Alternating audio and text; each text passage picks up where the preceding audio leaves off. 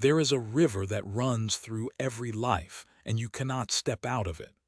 You cannot pause it, negotiate with it, or return to any water that has already passed. You can only stand in the current and decide, moment by moment, what kind of standing that will be. We tend to speak of time as though it were a container, a vessel in which events are stored, in which we move about and make our arrangements. We schedule it, divide it, complain that we have too little of it. But that framing is too comfortable, too domestic. It suggests we are the ones in control. That time is the room, and we are the ones who furnished it. The older and more unsettling truth is the reverse. Time is not the medium in which we exist. It is the pressure under which we exist. It is the force that asks, without pause and without sentiment, what you are going to do with the only material you have ever actually been given. That pressure is not abstract.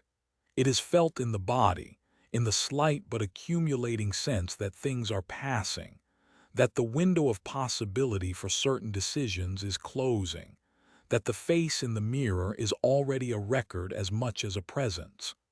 And it is in that felt quality of time, not time as physics, not time as clock face or calendar, where philosophy begins to earn its keep. Because the question time presses upon us is not merely logistical. It is, at its core, a question about selfhood. Who are you becoming? What will you have chosen to value when the choosing is no longer available to you? These are not questions invented by philosophers. They are the questions that arise whenever a person is quiet enough, or pressed enough, to notice the current moving beneath ordinary life. Across centuries, certain minds have stood in that current and written down what they found there. Their answers differ. Their urgency does not. There is a city on the northern coast of Africa, in what is now Algeria, called Hippo. In the late 4th century, it was a modest Roman port, unremarkable except for the fact that its bishop was a man named Augustine, who had arrived at faith late, having spent his earlier decades pursuing rhetoric, pleasure, and philosophical respectability in roughly equal measure. He had been a Manichaean, then a skeptic, then a convert, and the pressure of that journey, the weight of all those abandoned selves, never left him. When he sat down to write his Confessions, he was not composing a memoir. He was conducting an inquiry, and the question he could not escape was one that sounds almost too simple to take seriously. What exactly is time? The world Augustine inhabited was one in which time seemed obvious. The Romans had calendars, schedules, the disciplined rhythms of administration and empire. Time was the thing you measured, managed, and occasionally wasted. But Augustine had lived through too many versions of himself to accept that. He had been someone who wanted one thing, then wanted another, then looked back in bewilderment at the person who had wanted the first. And that experience, the way the past sits inside you like a weight, the way the future pulls at you like an anxiety, made him suspicious of the easy answer. His argument, worked out in the 11th book of the Confessions, begins with an act of deliberate skepticism. The past, he says, does not exist, it is gone. The future does not exist, it has not yet arrived. And the present, the supposed knife edge between them, has no duration at all. The moment you try to hold it, it has already become the past. So where is time? If it exists nowhere in the world, then it must exist somewhere else. And Augustine's answer is that it exists in the mind. What he means by this is not merely that we think about time. He means that time is the mind's own structure, its own condition of being. The past lives as memory, not the event itself, but the soul's impression of it. The future lives as expectation, not what will happen, but the mind's anticipation, its reaching forward.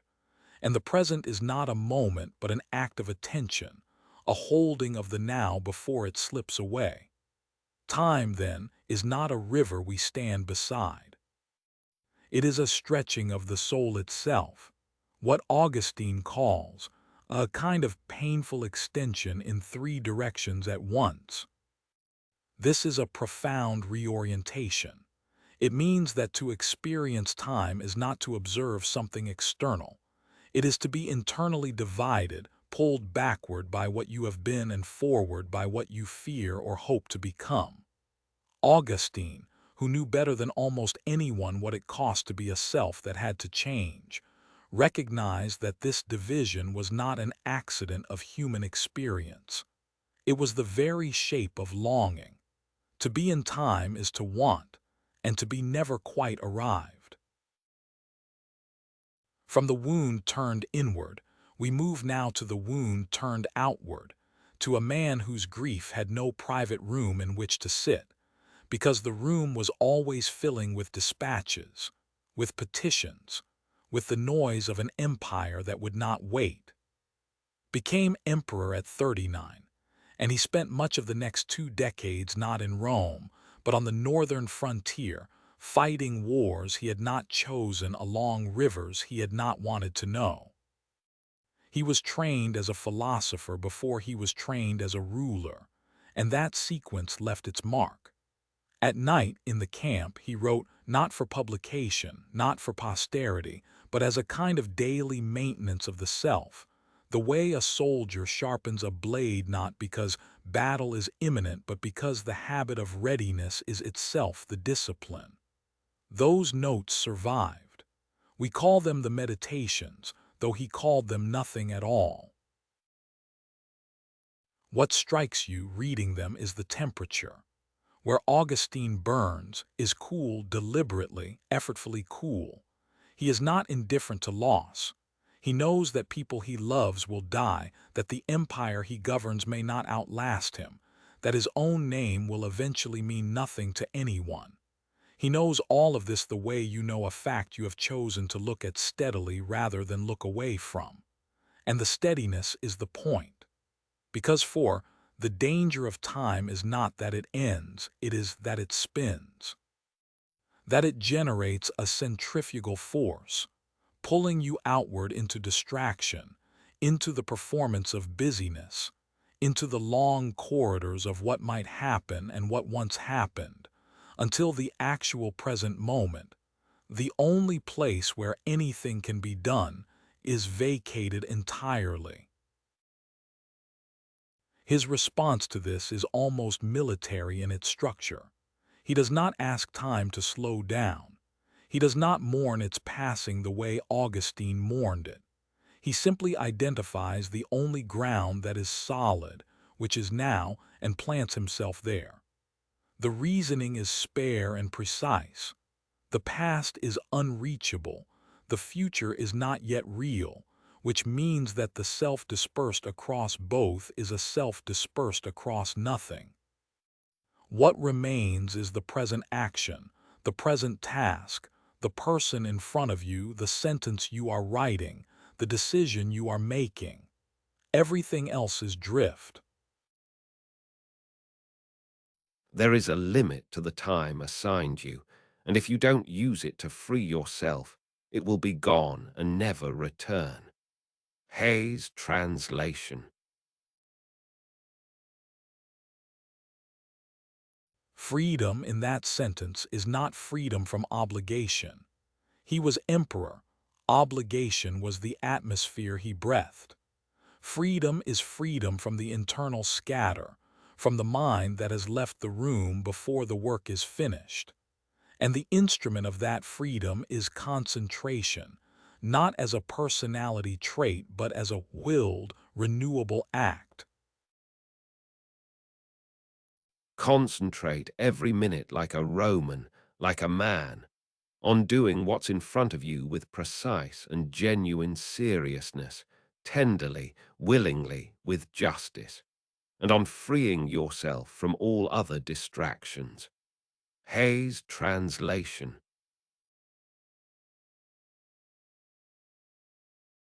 Notice the tenderness in that word, tenderly. This is not a brutal suppression of everything beyond the task. It is a gentle, firm return to what is real. Understood that time is not the enemy. The enemy is the habit of living anywhere but inside it. Where Augustine felt time as an ache, as a measure of everything that separates us from wholeness, felt it as a pressure that clarifies, that strips away the optional and leaves only what the moment actually requires. The campaign goes on. The pen moves across the page. The river does not care. Neither, finally, does he, and in that detachment something is quietly rescued.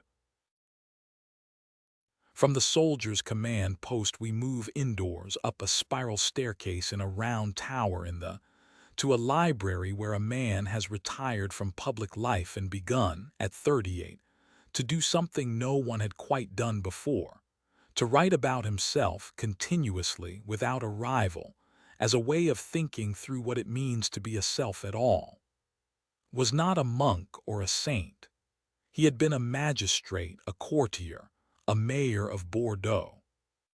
He had watched France tear itself apart in the wars of religion, had survived plague, had lost his closest friend to illness, and had grown quietly convinced that the large public gestures of history, the campaigns, the edicts, the martyrdoms, were perhaps less instructive about human life than the quality of attention a man brings to his own breakfast. So he, more or less, and he wrote. He called the results his, a word he chose deliberately, meaning attempts, trials, probings that do not conclude. What he discovered in that tower, over the 20 years he kept writing, was something about time that neither Augustine's urgency nor severity had quite prepared him for. Augustine had wanted to escape time's dissolution into the stillness of God, had wanted to discipline the self into a kind of armored consistency, so that the passing of things would find no purchase. Tried neither. He looked at the river of change and decided, with something between resignation and delight, to get in. He noticed first that he himself was not the same man from one reading to the next, from one mood to the next, from one decade to the next. He did not treat this as a problem. He treated it as the subject.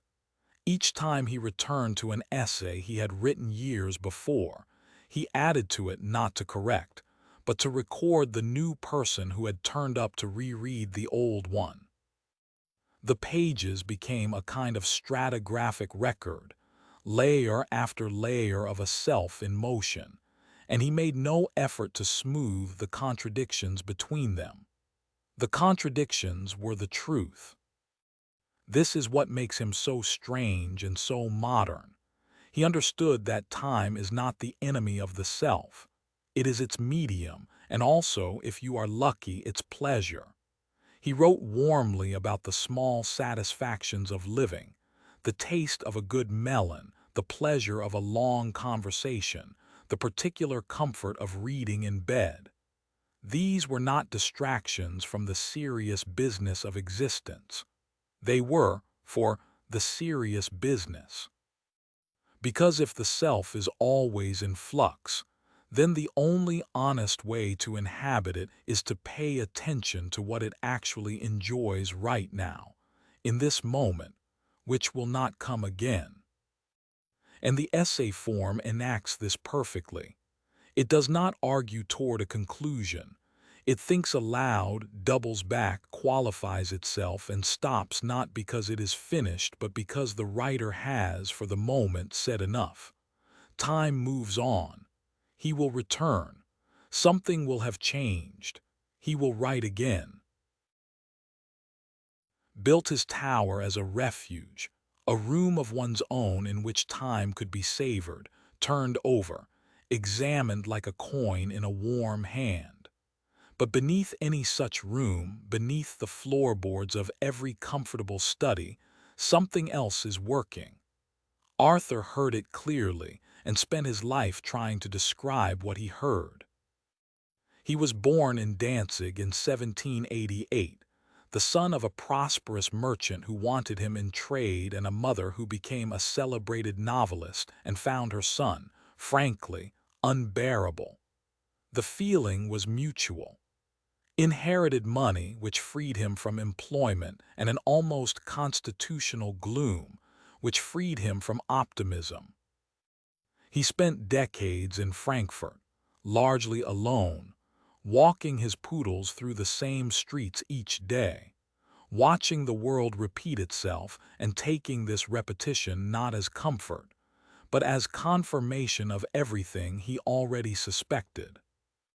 His central idea is this: behind the world of appearances, the world we move through, plan within, and experience as a sequence of moments, there is something he called the will.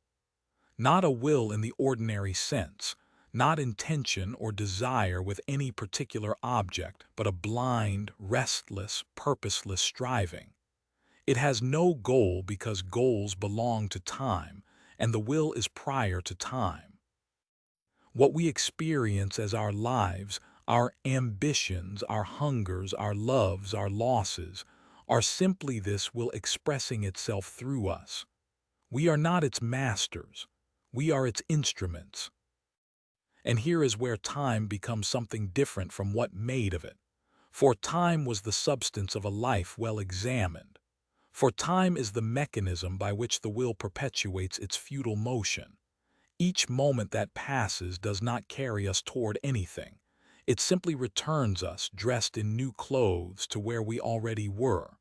We want, we briefly have, the wanting resumes.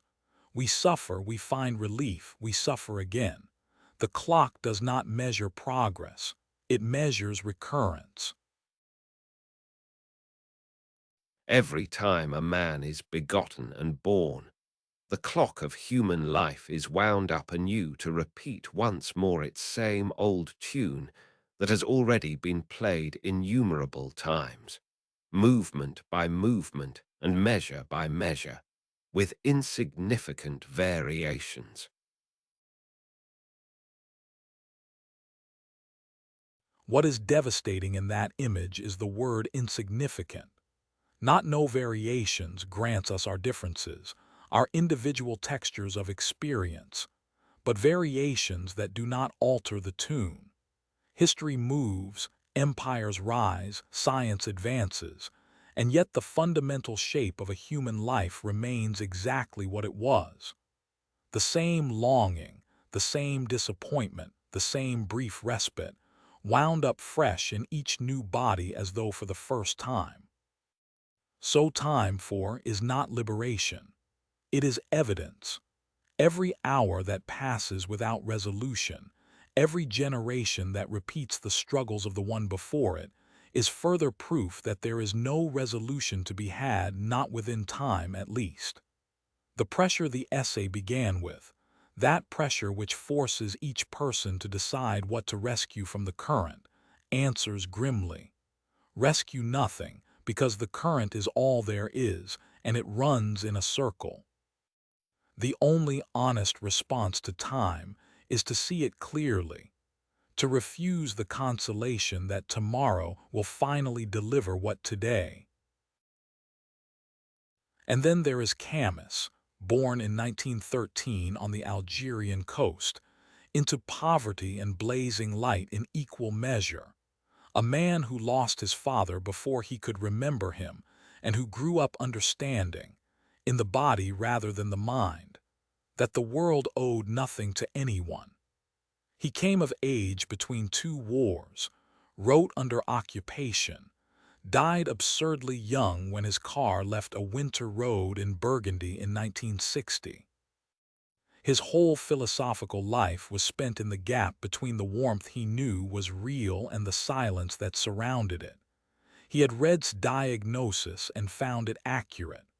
Yes, the will grinds on without purpose, time erodes without mercy, and the universe meets our hunger for meaning with perfect, undisturbed indifference.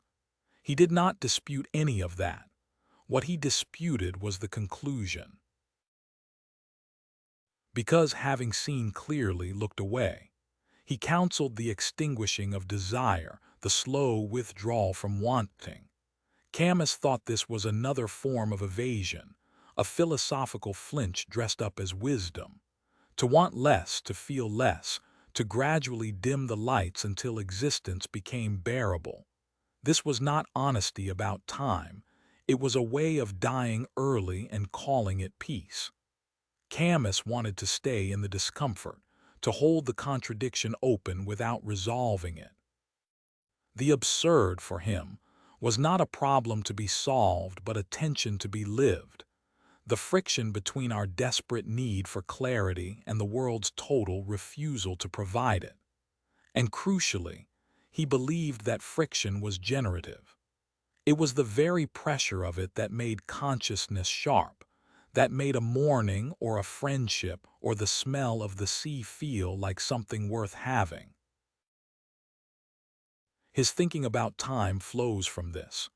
We are finite creatures who know we are finite, and that knowledge, when faced without flinching, does not diminish the present moment. It illuminates it, not because life becomes precious in some sentimental way, but because the absurd demands that we love what is here without asking it to last, without asking it to mean more than it does. The love Camus is talking about is not comfortable.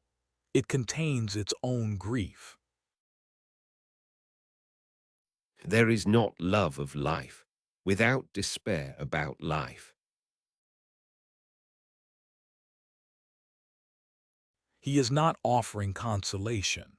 He is offering something harder and, in the end, more sustaining than consolation, a way of remaining present to time without being destroyed by its indifference. This is what he means by rebellion. Not protest, not rage, but the quiet insistence on living at full attention inside a world that will outlast you. And then something unexpected enters his account of time, a kind of impersonal tenderness. The passing of the world does not only take from us, it also leaves something. Knowing that certain nights whose sweetness lingers will keep returning to the earth and see after we are gone. Yes, this helps us to die. Time, by this reading, is not only the pressure that dissolves us, it is the medium in which beauty recurs, indifferent to us, yes, but recurrent, real, and in that recurrence, strangely generous. The Algerian summer will return. The sea will still be there. Camus does not ask us to find comfort in our own survival. He asks us to find something steadier than comfort, the willingness to love a world that does not need our love, and to live inside time not as a problem to be escaped, but as the only place where anything we care about has ever happened.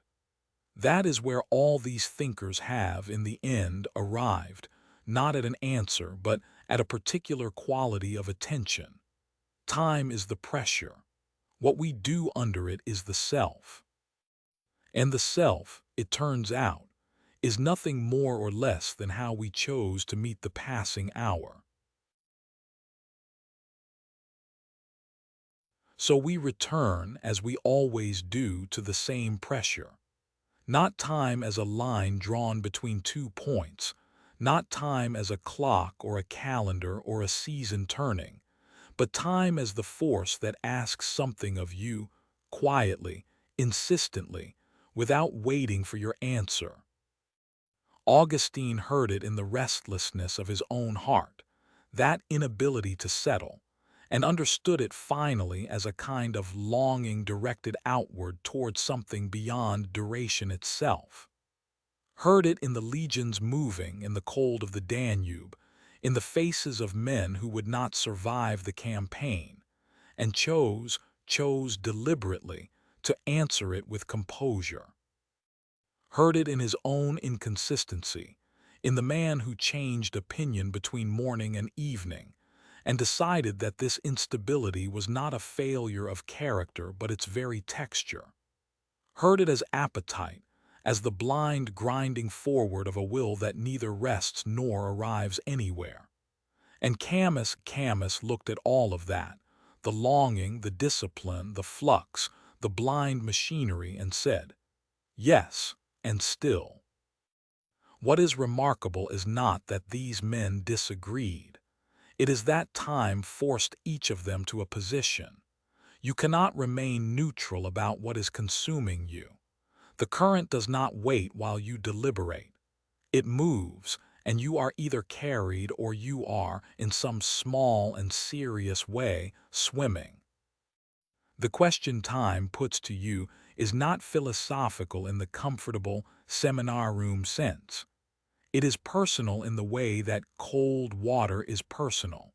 It touches the whole surface of you at once. You will not solve it. Neither did they.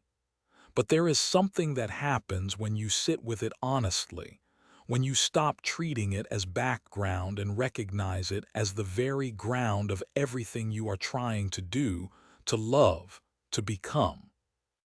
It is already passing. It has been passing this entire time.